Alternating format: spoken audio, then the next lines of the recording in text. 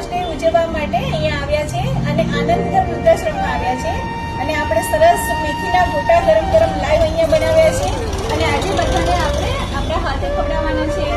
તો ફ્રેન્ડ્સ બધાને મજા આવશે, બહુ સરસ મજા આવશે. હેપી ક્રિસમસ ડે, જય શ્રી કૃષ્ણ, જય માતાજી. તમે પણ આવી જાઓ.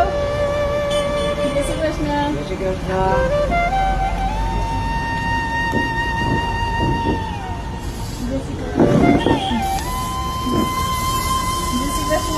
જય શ્રી કૃષ્ણ. જય શ્રી કૃષ્ણ.